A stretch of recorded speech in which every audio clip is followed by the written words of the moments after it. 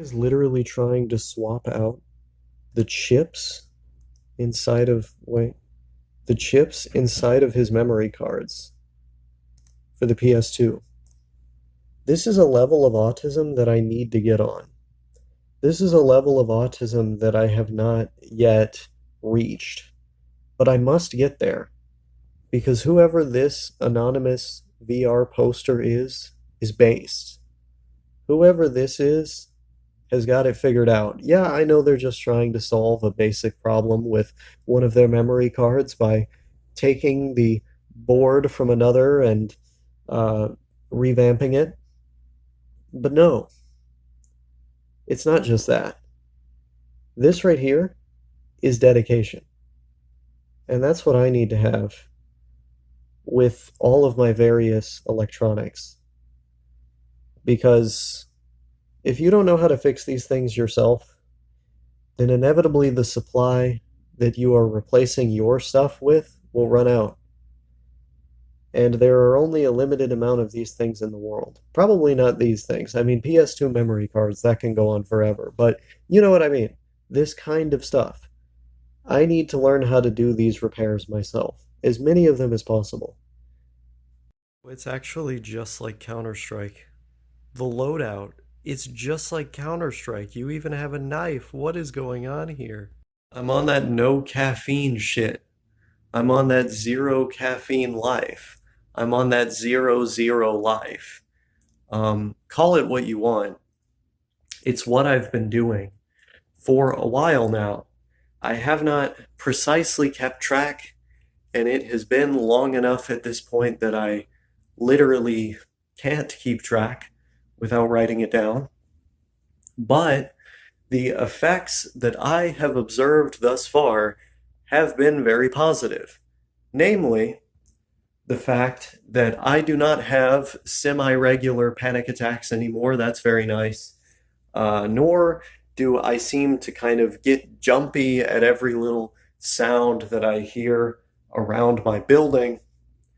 I do not seem to develop this kind of schizo sort of social anxiety when I'm going out and doing things. Of course, I've been able to just push through that when I've had to, but it's not very pleasant, and I literally don't deal with it when I don't consume caffeine. Now, the actual process of quitting has been pretty easy because literally all you have to do is quit. You know, there's the first couple days where you're kind of weaning off of it by using something with very, very low caffeine content. In my case, I was using these miniature Pepsi cans, and I thought, well, you know, going from Monster Energy and espresso to this is going to give me kind of a headache at first. It's not going to be the easiest, and it did. You know, I was pretty tired. My head was hurting. But then, you know, after a couple days of doing that, it kind of stabilized, and then I quit altogether, which is where I've been for a moment here. And I really like it. I really like the feeling of tranquility, of calm, and I don't necessarily have these big spikes in energy and then big crashes where it all subsides and then it's like harder to think later in the day. It's a lot more evened out, you know. A lot of these videos that I've made, I've recorded in a highly intense, highly caffeinated state, and I've just been so excited and recollecting so many things, reflecting on so many things. I'm not doing that today, nor will I possibly ever again. I suppose never say never. There's always room for these things in moderation, but in general, I don't really like how it makes me feel. What I do like is the way that it improves my memory, especially my working memory. I like the increased motivation and euphoria that caffeine gives me, the way that it can make it easier to recognize each of the individual sounds in music, the way that it can kind of help me to more quickly utilize my vocabulary when I'm writing. Although I would say at times it makes it slightly harder to concentrate on writing. Harder to concentrate on a lot of things, to be honest, because it makes me physically jittery. And so I wind up being so focused on the jitters and the physical feelings, the heart palpitations and things like that, that I am not actually more locked in or more concentrated than I would be normally. And I would do lots of things like drink a lot of water and eat healthy meals and things like that to try to mitigate it. But there's only so much that you can do to mitigate it when you experience caffeine sensitivity. Um, and so it was sort of this push and pull between the very obviously negative side effects that I got from the drug in the form of increased anxiety, in the form of the jitters, and kind of a general feeling of being on edge. You take that on one end, and then on the other end, you get euphoria and some cognitive benefits in the form of like it's seemingly better recall, better memory, more motivation, things like this. But those things are nothing in comparison to the overall feeling of calm that you could potentially have with no caffeine at all. The the um, the more resilience that you have without it as well, because one of the things that I've noticed happening to me with caffeine uh, is an increased sensitivity to stressful events. So whenever something stressful would happen, I would find myself a lot more prone to like freaking out, or even if I didn't freak out, it's just physically it would feel a lot worse than it had to, than it necessarily did in the past. And I wasn't a huge fan of that. Um, I don't know who would be. Thankfully now, I don't have to deal with it anymore. Um, but I wouldn't say that I really regret my caffeine consumption habits of the past, specifically because I think it taught me a lot about the various ways that one can feel about the world and with themselves. I think it was an altered state that I I was pretty enamored with for a while because I think probably because I got into it so late in my life. Think about this, guys. By the time that I had started using caffeine every single day when I was 19, I had literally used PCP analogs more times in my life than I had used caffeine. I had literally used marijuana more times in my life than I had used caffeine. I had experiences with it. I had various experiences with it, not too many, but some. Um, but they were all relatively recent up to that point because when I was a kid, I was not allowed to consume caffeine due to the heart condition I once had that was thankfully resolved with surgical intervention when I was like 10 years old. As a result of that condition, I was not allowed to consume caffeine. And I didn't really have any interest in it, nor curiosity. I had a curiosity about all sorts of things, but I sort of had this view that like, oh, that'll come in its own time. And so I didn't worry.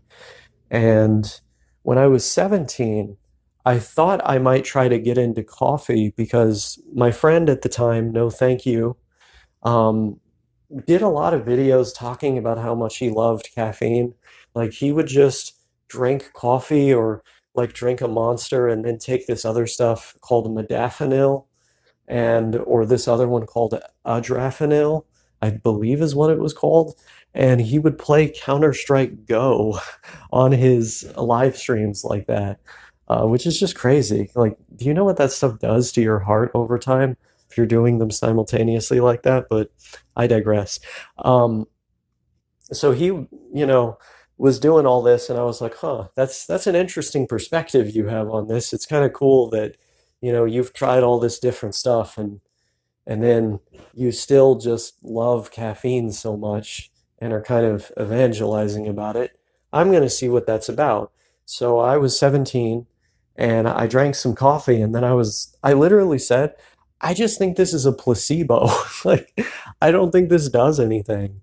And that wasn't the first time I had drank coffee. I had coffee like once or twice before when I was like 14, and I thought it didn't do anything. Um, I literally just thought it was a placebo. So I was like, what's the point of drinking this if I don't really like how it tastes? Of course, I like how it tastes now, but I was like, I don't really like how it tastes. I don't think it's really doing anything. What is the point of this? And then I didn't really mess with it again. Um, and that was the same thing that happened to me when I was 17. I remember trying to kind of meme myself into getting it to work. Like I thought, okay, if I really believe that it does something, then maybe it'll do something. And then of course it didn't. And then I was like, okay, I'm gonna give up on this. And I gave up after a few tries.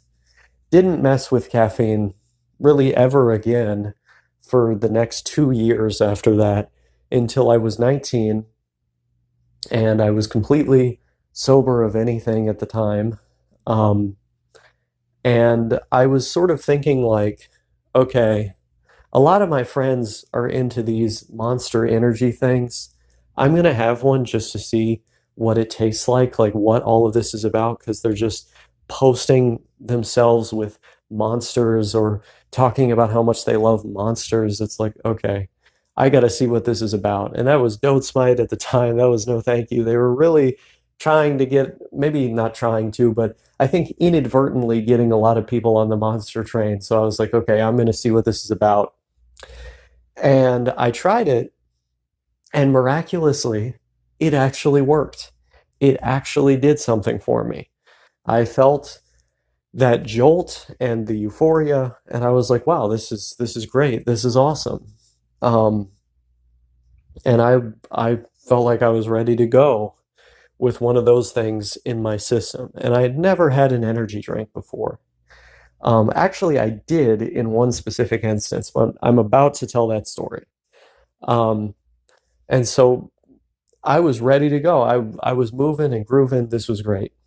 And of course, I wanted to do it again, not immediately after that, but a couple times after that. I wanted to do it again until eventually I was just like, you know what?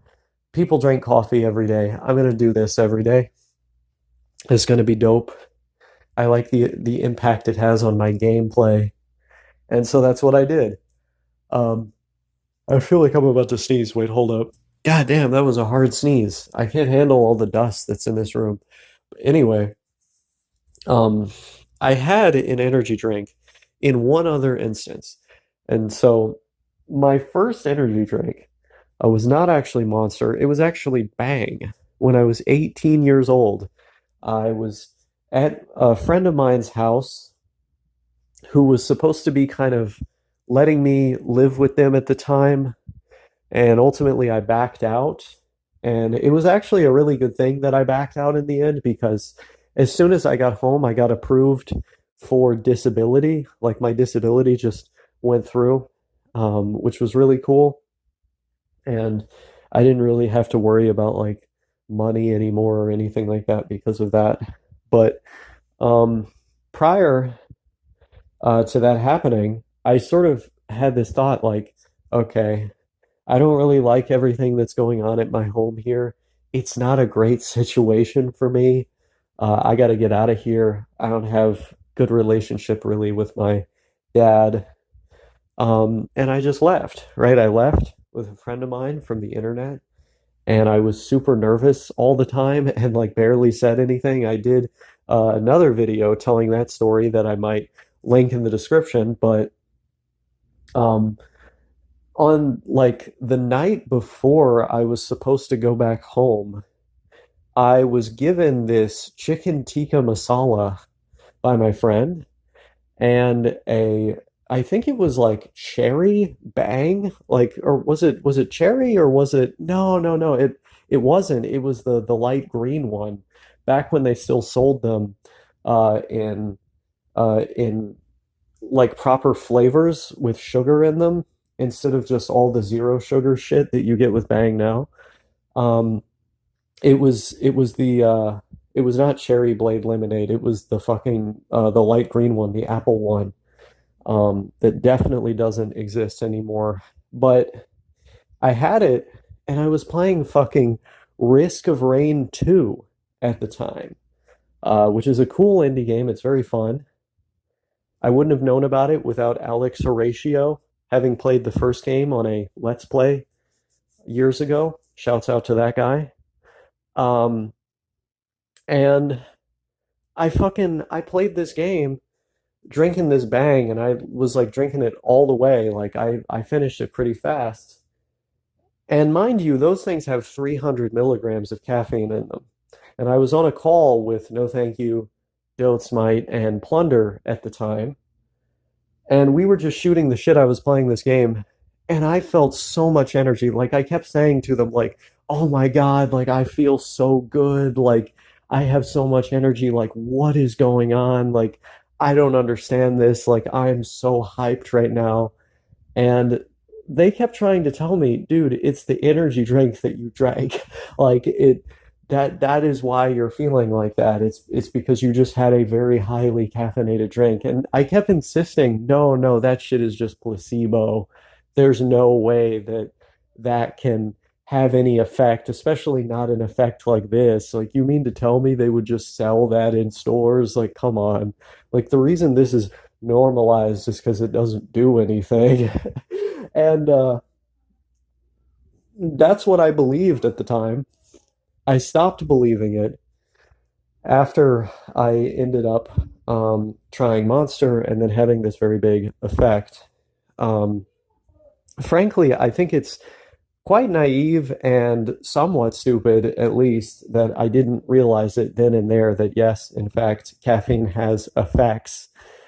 Especially because I had read at that point numerous studies that substantiated that exact claim. Like back at that time, especially, I really loved to just go on Sci-Hub or any of these other websites where you can download studies, and I would download these studies that I had found from like PubMed and all the different journals, Nature, and all that stuff.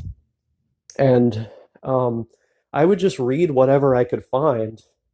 Very often, I didn't understand the terms involved or like the methods employed, but I would look up um, supplementary material or explanations for specific concepts. And this was before AI was really big, so I was just looking all over the internet to try and figure out what these studies were saying in some cases.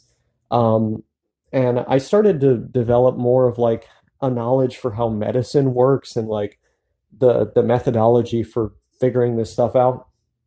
But um, needless to say, I had read stuff about caffeine and I knew that it does stuff to people. But when I would say, oh, it's just a placebo, what I was really trying to say is it doesn't do anything to me. I thought that I was one of those rare people that didn't really get subjective effects from it, um, even if it's doing something else in the background. Which, I mean, sounds like a little bit more reasonable, but it's still, I mean, when you're observing that shit right in front of you, like it's okay, it doesn't make a lot of sense. Um, but yeah, that was basically how it all started. I mean, not in that event because that was a year prior to when I would ultimately start consuming caffeine every day, but um, it was an event nonetheless. Um, it was a strange world that I was living in. I do remember also I had like one of those Starbucks coffee things that have a lot of caffeine and sugar in them, like on the way home. Um, as my friend was taking me home, I had one at a gas station. And I remember specifically asking for that because um, of the energy drink I had before and kind of being like, I want to see if this like has any crazy effects again. Because my understanding up to that point was just caffeine keeps you awake. I knew it did that. And I had an understanding that it does that to me. I didn't know that it produced euphoria and a heightened sense of the world and things like this. I didn't know that it made you think more effectively, like for me, in a way that was observable or significantly improved performance and things like this. I thought that in my own world was just not possible. Um, but I was wrong, right? I was wrong. Now, of course, I drank that coffee and it didn't do a lot for me. I do remember it kept me awake. And it did make me more susceptible to stress now, I think in retrospect, because I came home and I remember just being like really kind of sad and not feeling all that great. But it is what it is, right? Um, is what happens on the family front sometimes. I drank a lot. I drank a lot of vodka too. Like I remember as soon as I got in through the door, my dad was just like, "Yeah, I got your medicine right here." And he just showed me this huge thing of vodka and I was like, "Okay, I guess that's what I'm doing tonight." And I got pretty hammered that night. Felt like I was really back at square one. Um, I felt like I was in a very strange place that I would never get out of. Of course, now I not only am I out of there, I've been out of there for a while, multiple years at this point, but at that time it really felt like things were hopeless. Um, Needless to say, I did not want to continue drinking, and a little bit later that year I would stop. I didn't want to continue doing all the other stuff either. Even though, I was pretty chill with that stuff. I didn't really have any problems. It always just sort of felt like, okay, this is something I'm doing as a choice, and I'm not going to do this on a regular basis because this is going to mess up my life and cease to be fun if I were to do so. I find that very easy to say. I find it very easy to recognize when something is going to be a problem, when something will cease to be fun, when something has ceased to be fun, and then to just say, okay, because of that, I'm not going to do it anymore. Like, it's really not difficult to do that. If you value yourself and your own stability, your own state of mind, you'll make that decision every single time, unless you happen to be relying on something just to be able to function, just to be able to do something that you would do every single day. That's when you start to really run into problems. Like, say, for example, you sleep every night. I know, crazy concept, right? But let's imagine for a moment that you go to bed every night. And let's say you have some trouble doing it. Maybe not anything too crazy, nothing too out there like the kind of sleep problems I have, just, a little bit more than what the average person might have. And you discover narcotic sleeping aids, something like benzodiazepines, something like that, Ambien, whatever. And you take it. The first couple times you happen to do so, aren't likely to result in an addiction. But let's say that you have something coming up that you really need to have sleep for, and then you start to tell yourself, well, okay, it would actually be better if I did this than if I didn't do this. I think about the pros and the cons. I mean, maybe, and the gears start turning through your head to where you think that, oh, actually, it would be better to do this now and then again and again and again than it would be to not do it at all. the trade-off is better. That's when you start justifying negative tendencies in your behavior, bad stuff that you're doing, stuff that's going to get you in trouble in the future. There's inherently a danger in relying on a substance to achieve things that you're going to have to do your entire life. Like you're basically setting yourself up for addiction if you start to go down that path. And it's something one has to be cognizant of because addiction is always going to leave you in a worse place than where you started out. I do make a distinction between addiction and dependence because they're not the same thing. Um, Addiction is when your dependence on a substance starts to cause psychosocial dysfunction, um, be it problems at your job, problems with your family, um, instability in your life, making it difficult to meet obligations. It is possible, and it happens in rare circumstances, but it is possible to be dependent on something, but to have it add more to your life than it subtracts. I am generally skeptical of people who make the claim that a substance is doing that for them. I think it needs to be examined pretty closely, but it is possible, right? It has happened. And it's happened with pretty much everything in the book. Um, there are people out there that are like that. I think, unfortunately, there are also people out there who are definitely not like that, but they would really like to believe that they are, and they have an ongoing problem that is continuing to destroy them, but they're just not looking at the effects of it around them. And that's very unfortunate when that happens as well. I don't really know how to help those people because um, I don't really understand fully where that kind of lack of self-awareness comes from.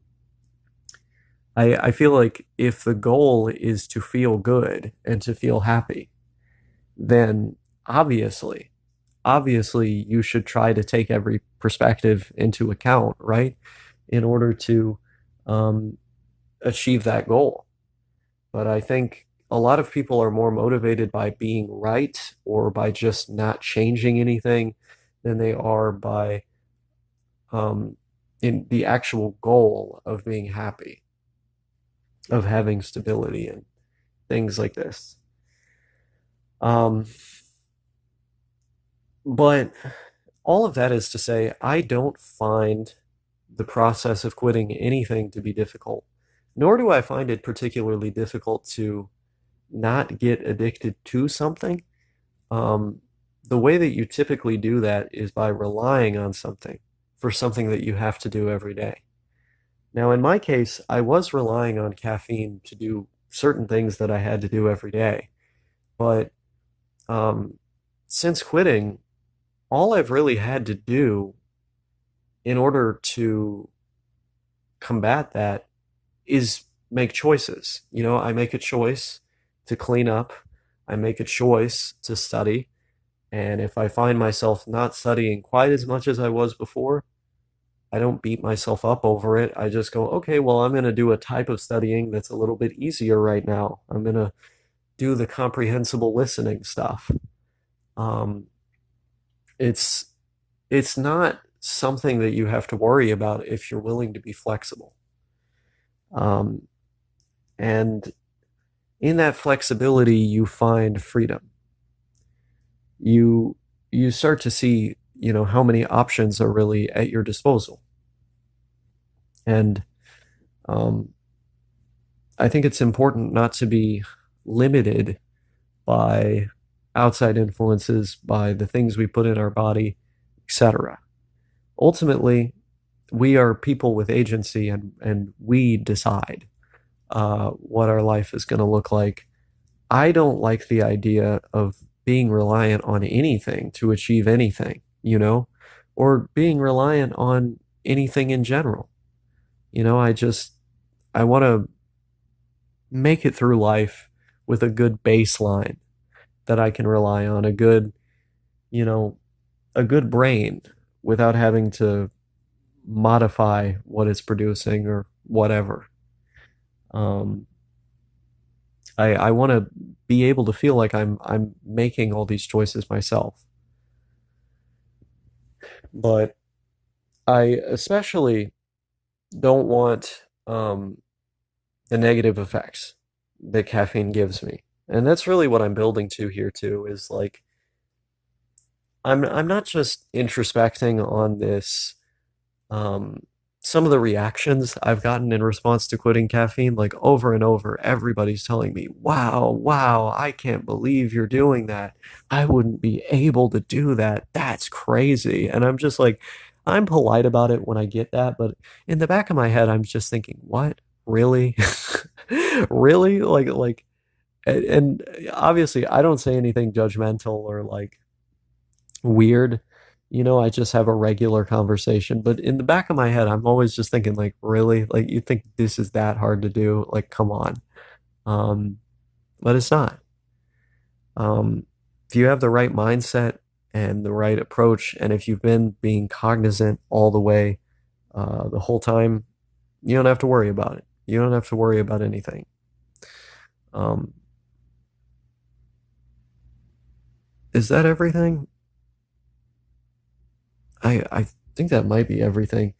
I don't know. It's the same kind of reaction that I have to people who tell me that like I've achieved something so difficult by like not getting addicted to certain drugs that I tried when I was younger, or like um, very quickly stopping them when I noticed a problem might be developing and stuff like that. It's just self-awareness. It's just being proactive, you know?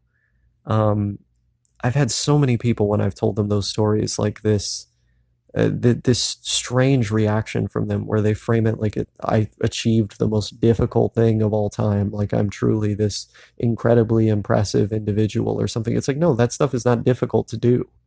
It's like theoretically, a lot of people could do it.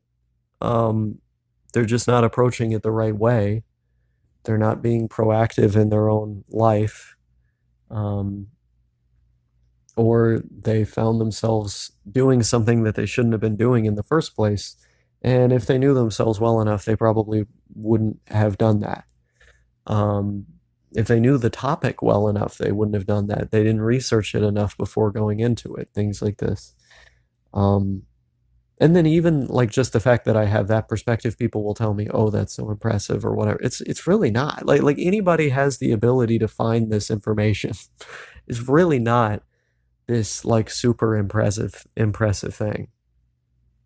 Um, so I guess this video is sort of an expression of my dismay at statements like that, like statements that are supposed to make me feel proud or good about myself. It's like I don't want to take credit for quote unquote achieving something that doesn't feel like an achievement. Like I don't want to take credit for supposedly doing something so difficult that is only difficult in your mind.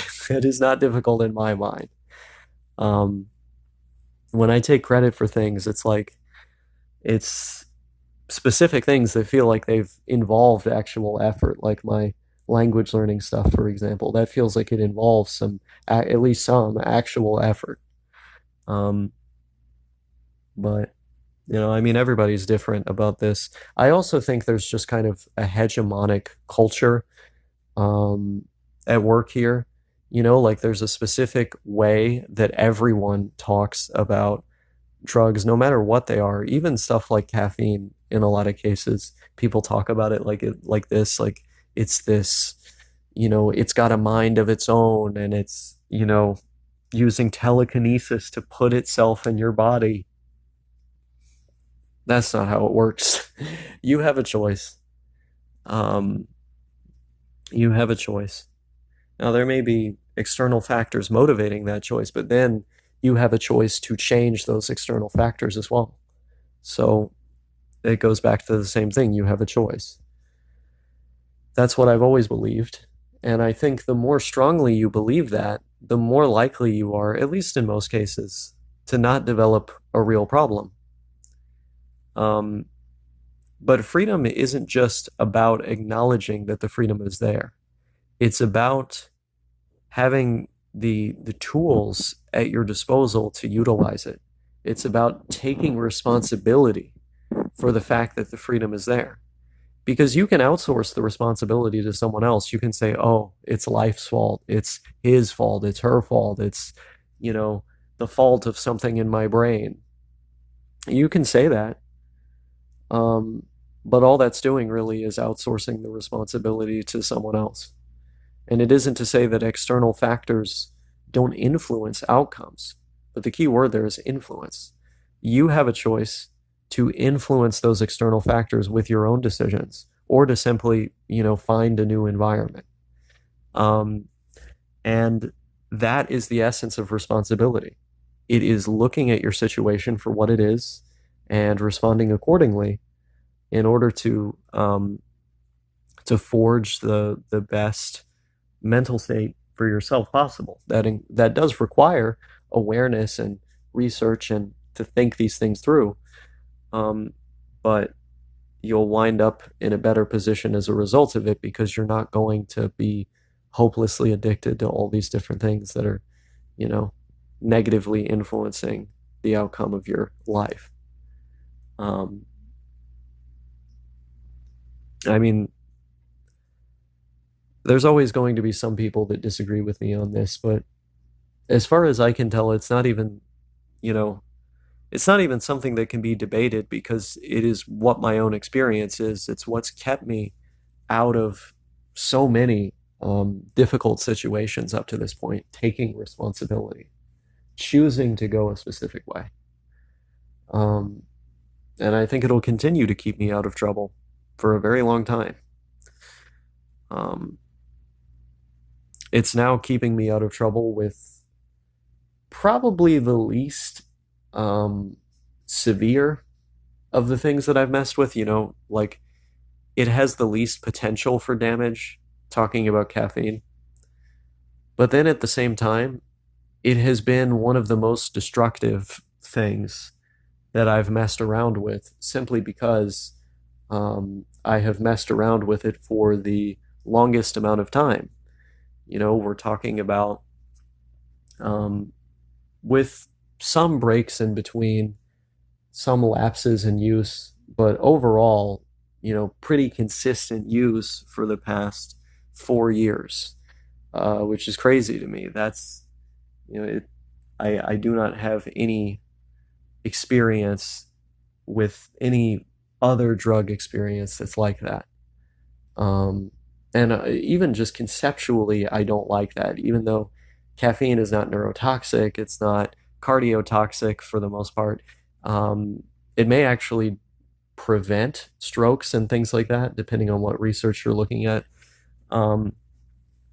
It's fine. It's fine to consume it every day for the rest of your life if that's what you want to do. But there's something that I just kind of inherently don't like about the idea that I've more or less consumed it every day for the past 4 years, because that represents something in my mind that represents like a possible lapse in like my free will or something. Even though I know I chose to do it, I don't like the idea that maybe it could signal that I didn't. That I find kind of inherently threatening. And my dad said it best at one point. He said, I am a slave to freedom. Perhaps I'm just a slave to freedom. But I don't think so.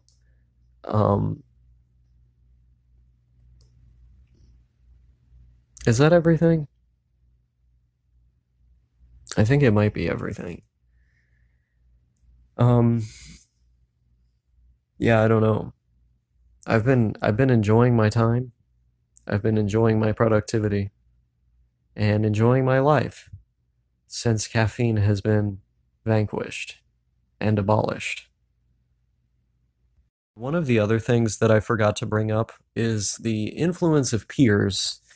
Um, so I talked about individual stories where I got curious about a thing because of stuff that people around me had been saying. Obviously, it was stuff I had researched beforehand and things like this, but gotten curious. Um, I want to talk about the influence of peer pressure because I feel as though it hasn't really existed throughout the course of my life. It's also been something I've been very resistant to. A key example of this is something I keep hearing, something that keeps getting brought up to me. With like people that want to consume caffeine around me, they'll say like, "Oh, like I don't want to be a bad influence on you. Like I don't want to like mess up your quote unquote challenge or whatever." Number one, it's not a challenge. Number two, why would that make me want to do like if I legitimately like believe that I shouldn't be doing this thing and that it's only going to produce bad outcomes for me and that I have no interest in doing it and that I feel better without doing it. Why would I then choose to do it simply because you are? Like that it doesn't make any sense. It's the same thing with people drinking around me. I don't start drinking. Even if everybody else is, I don't start. It's the same thing with people who are doing weed or whatever, like you have a choice to say no to that. It's not very difficult. Um, I don't know if it's like for some people like this psychological thing, like it's a fear of missing out or something. I don't feel like I'm missing out. I just feel like I exist. Like I mean I've never really been in with everybody's in group and really involved in that whole world. So it's not like anything is really changing by me being excluded in a particular activity. But also, it's like I'm not being excluded. I just exist. I just am doing my own thing. I think there needs to be more of an understanding for that, more self-acceptance in the world, because that has prevented me from having to deal with peer pressure really at any point. I've had plenty of times back when I used to smoke when people would offer me cigarettes and I just say no. No, I don't want to. Not because I didn't smoke or because I was trying to quit, but because I didn't want to smoke that much. And yeah, they would smoke around me. I didn't get the urge to just suddenly start smoking. You know, I just did my own thing. I just did my own thing.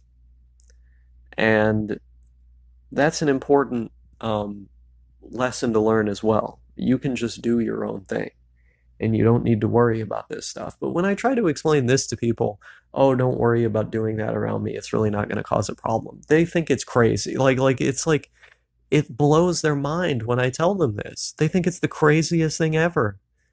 And I'm just like, how? Like I legitimately don't understand. It's like I don't know if it's because of a difference in upbringing or what. It's got to be that, right? Like, is this because I was homeschooled? And so, like, being homeschooled and autistic made me immune to propaganda? I don't fucking know. Of course, I say that facetiously, but you get the idea. I love how in Japanese games they just randomly have English for no reason. Like, what's that about? Is there any. Okay. Okay, we're gonna save some hostages, guys. What the fuck? Oh my god. There's scary people. And I only have one hand to shoot with. Oh god.